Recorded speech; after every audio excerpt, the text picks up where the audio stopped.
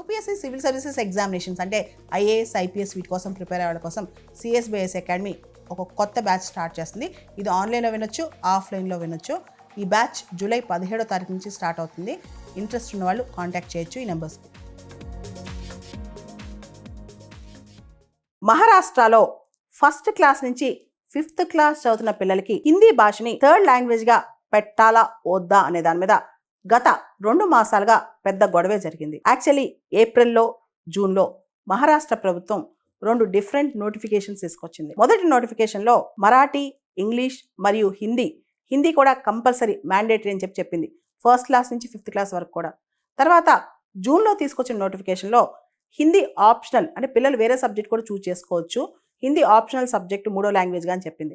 అయితే మహారాష్ట్రలో చాలామంది, ముఖ్యంగా పొలిటికల్ లీడర్స్, అపోజిషన్ లీడర్స్ కావచ్చు, అకాడమిషియన్స్ కావచ్చు, పీపుల్ కావచ్చు, వీళ్ళందరూ కూడా 1వ తరగతి నుంచి 5వ తరగతి మధ్య చదివే పిల్లల మీద హిందీ ఇంపోజ్ చేయొచ్చా అని చెప్పి చాలా పెద్ద విమర్శలే చేశారనమాట. దానికి సంబంధించి నిన్న మహారాష్ట్ర ప్రభుత్వం ఈ 3 లాంగ్వేజ్ పాలసీ, ఫస్ట్ క్లాస్ నుంచి 5th క్లాస్ మధ్య ఉండే విషయంలో ఈ 3 లాంగ్వేజ్ పాలసీని దీన్ని స్క్రాప్ చేసేసి మళ్ళీ దానిపైన ప్రత్యేకమైన ఒక కమిటీ వేసిందనమాట. అయితే ఈ 3 లాంగ్వేజ్ పాలసీ అనేది నేషనల్ ఎడ్యుకేషన్ పాలసీ 2020లో వచ్చింది. అయితే నేషనల్ ఎడ్యుకేషన్ పాలసీ 2020 అనేది 3 లాంగ్వేజ్ పాలసీ విషయంలో, ఇంప్లిమెంటేషన్ విషయంలో కాస్త ఫ్లెక్సిబుల్గానే ఉంది. అది హిందీ కావచ్చు, ఏదైనా ఇండియాలో ఉన్న ప్రముఖ భాష కావచ్చు అనమాట. మనకు తెలుసు 8th షెడ్యూల్లో 22 లాంగ్వేజెస్ ఉన్నాయి. లోకల్ లాంగ్వేజ్ ఒకటి, ఇంగ్లీష్ ఒకటి, దాంతోపాటు హిందీ కావచ్చు, ఇతర భాషలు కావచ్చు. ఇట్లా మొత్తం 3 భాషలు పిల్లలు నేర్చుకోవాలని చెప్పి. యాక్చువల్లీ లాంగ్వేజ్ అనేది చాలా ఇంపార్టెంట్ ఎవరికైనా, ముఖ్యంగా పిల్లల వయసులో, చిన్న వయసులో ఖచ్చితంగా లాంగ్వేజెస్ ఎక్కువ గుర్తుంటాయి. అయితే ఇలా ఖచ్చితంగా 3 భాషలు నేర్చుకోవాలని ఇంపోజ్ చేయొచ్చా అనేదే పెద్ద క్వశ్చన్. ఒక పక్క తమిళనాడు హిందీ మాకు వద్దంటే వద్దని చెప్తుందనమాట. మాకు 2 లాంగ్వేజెస్ చాలు, తమిళ్ అండ్ ఇంగ్లీష్, మాకు హిందీ అవసరం లేదని చెప్తుంది. అదేవిధంగా ఇప్పుడు నార్త్ ఇండియాలో చూసుకుంటే జనరల్గా ఇంతకు ముందు వరకు కూడా నార్త్ ఇండియాలో హిందీ, సాంస్క్రిట్, ఇంగ్లీష్ ఈ 3 భాషలు నేర్చుకునేవాళ్ళు. నార్త్ ఇండియన్స్ ఎక్కడ కూడా సౌత్ ఇండియన్ లాంగ్వేజ్ నేర్చుకోలేదన్నమాట. అదే సౌత్ ఇండియా, దక్షిణ భారతదేశం విషయానికి వచ్చేసరికి మన మాతృభాష, ఉదాహరణకు తెలుగు రాష్ట్రాలు అనుకోండి, తెలుగు, ఇంగ్లీష్, దాంతోపాటు హిందీ లాంటి లాంగ్వేజ్ కూడా మనం నేర్చుకుంటున్నాం అనమాట. అదే నార్త్ ఇండియాలో డిఫరెంట్గా వాళ్ళు హిందీ, ఆల్రెడీ వాళ్ళకి హిందీ మాతృభాష కాబట్టి చాలా రాష్ట్రాల్లో హిందీ, ఇంగ్లీష్ అండ్ సాంస్క్రిట్, వాళ్ళు సౌత్ ఇండియన్ లాంగ్వేజ్ నేర్చుకోవట్లేదు, దానిపైన దృష్టి పెట్టట్లేదు అనమాట.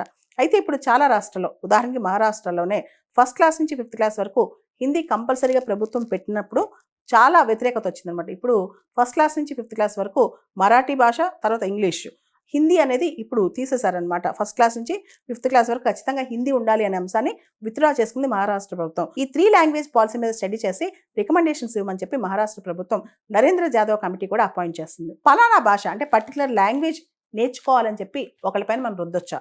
అది చాయిస్, అది వాలంటరీగా రావాలి. కానీ ఖచ్చితంగా మీరు ఇన్ని భాషలు నేర్చుకోవాలి, లేదా ఈ 4 భాషలు మాట్లాడాలి, ఈ 3 భాషలు మాట్లాడాలి అని చెప్పి ప్రపంచంలో ఏ దేశంలో కూడా ఖచ్చితంగా పిల్లలు 3 భాషలు నేర్చుకోవాలని ఎక్కడ లేదనమాట.